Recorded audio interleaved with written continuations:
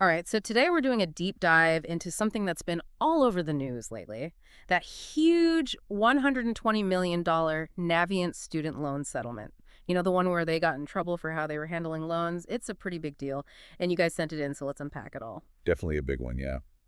This whole thing really exposes some of the, well, let's just say questionable practices that have been going on in the student loan industry for far too long. And the settlement itself, oh, it could have major ripple effects. You can bet on that. Okay, so real quick for anyone who might not know, Navient, they were like the top dog, the big kahuna when it came to servicing student loans. But what does that even mean, servicing student loans? Basically, they were the middleman between you, the borrower, and whoever actually lent you the money. Think of it this way. You send your payments to the servicer, in this case it was Navient, and they're the ones who handle all the administrative stuff with the lender. So they're like the customer service, but for student loans. Pretty much. Gotcha. That makes sense. But then, boom, the Consumer Financial Protection Bureau, the CFPB, they hit them with that lawsuit back in 2017. What exactly were they accused of? Well, the CFPB basically said Navient was pulling some pretty shady stuff, really taking advantage of borrowers. They claimed Navient was pushing people towards options that would end up costing them way more in the long run, even when there were better options on the table. Hold on, wait. So they were steering people towards choices that would keep them in debt longer instead of actually helping them out. Come on, that's just wrong. Yeah, that was the accusation. The CFPB alleged that they were pushing borrowers into forbearance instead of even explaining things like income-driven repayment plans, which, let me tell you, can be a lifesaver for people struggling to make those monthly payments. Just so everyone's clear, forbearance is basically like hitting pause on your loan payments, which sounds great in theory, right? But here's the problem. The interest doesn't stop. It keeps on piling up. So you end up owing even more down the line. Yeah, exactly. It's a slippery slope. And income-driven repayment plans. They're designed to adjust your monthly payments based on what you actually earn, so it's way more manageable for a lot of people. Right, it's based on your income, so it's not like this impossible burden. Exactly, it makes sense.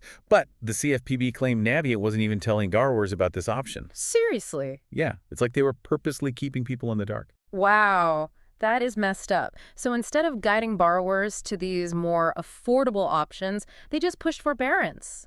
It sounds like they cared more about their profits than actually helping people. That's what the CFPB was arguing, yeah. And in the article you sent, it gets even worse. They were misapplying payments. Can you believe that? Misapplying payments. Unfortunately, yeah, that was one of the allegations. You could only imagine how frustrating that would be, right? You're doing the right thing, trying to pay off your loan, and they can't even handle your money properly. It's beyond frustrating. It's just wrong. And get this, it gets worse. They were also accused of basically ignoring customer complaints, like completely sweeping them under the rug. Yeah, I read that too. And that feeling of being ignored, of not being heard, especially when you're already dealing with student loan debt, it's awful, demoralizing, really. Absolutely. It's like they weren't even treating people like human beings. So we're talking about some pretty serious, pretty disheartening accusations here.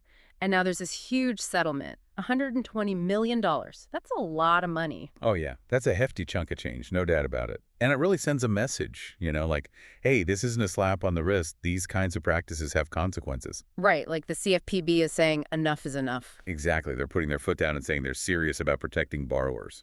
It's about time somebody did. But I'm curious, how does this actually affect Navient itself? Are they still allowed to handle student loans after all this? Well, that's where it gets interesting. As part of the settlement, Navient is banned, and I mean totally banned, from servicing any federal student loans. Wow, really? Yep, they're totally out of the federal loan game now. So what happened to all the loans they were already handling? They had to hand them off to other companies, which they've already done. Wow, that's a pretty huge consequence. But what does it all mean for everyone else who's dealing with student loans? Is this settlement going to actually change things for the better? That's the million-dollar question, isn't it? Mm-hmm. It's hard to say for sure, but I think this could be a real turning point for the whole industry. How so? Well, other loan servicers, they're watching this whole thing unfold, and they're realizing that these kinds of practices can have serious consequences. They don't want to be next. Yeah, nobody wants the CFPB coming after them. Exactly. Let's hope this scares them straight. As we're talking about all this, there's a comment from one of our listeners, Pamela, that really stuck with me. Her story is a good example of how these practices actually affect real people. Oh, yeah. Pamela's experience really highlights the human cost of all this. So, for those who haven't read it, Pamela's still paying off a loan for a school that shut down before she could even finish her training. Can you imagine that? Investing all that time and money, and then bam, it's just gone. It's heartbreaking, and sadly, it happens more often than you'd think. And to make matters worse, she tried to apply for loan forgiveness because of a disability, but they told her they'd just go after her cosigner instead, who, by the way, is on a fixed income. Oh, wow, that's adding insult to injury. Right. It's like they weren't even considering her circumstances at all. It's like they just saw dollar signs, Yeah, not a person struggling with real challenges. exactly. Her story shows just how important it is to have clear rules and consumer protections in place for student loan borrowers. Absolutely. Okay, so let's talk to you directly for a second, our listener. What if you're thinking, wait a minute, I had Navient too. Does this settlement apply to me? Well, first things first, don't panic. The settlement website has all the information you need, who's eligible, how to file a claim, all that. They made it pretty easy to navigate, which is good. Yeah, it is. And if you're feeling overwhelmed or you have any questions, you can always reach out to the CFPB directly. They're there to help. Yeah, good advice. And just so everyone knows, we're not lawyers or anything, so we're not giving any official legal advice here, but we will definitely link to all those resources in the show notes. That way you can find everything easily. Exactly. Information is key, especially with something as complicated as student loans. For sure. The more you know, the better. Okay, so we've talked a lot about Navient, the predatory practices, that massive settlement, what it all means for borrowers. But before we wrap things up, I want to leave you with something to think about, something to really chew on. We know Navient can't handle federal loans anymore, right? They're banned. But what about private loans? Those weren't part of this settlement, were they? That's a great point, and you're right. Private loans are a whole different ballgame. They have their own set of rules and often not as many consumer protections. So there's less oversight, which can be a problem. Exactly. So here's what I'm wondering, and I hope you'll think about it too. Could this Navient case, this whole settlement, could it be a sign of things to come, even for private student loans? Will we start to see more scrutiny on those lenders, more demands for fairness and transparency? I hope so. Me too. Hmm. And ultimately, how will all this affect borrowers who are already drowning in debt? Those are the big questions, aren't they? The million-dollar questions. And unfortunately, we don't have all the answers yet.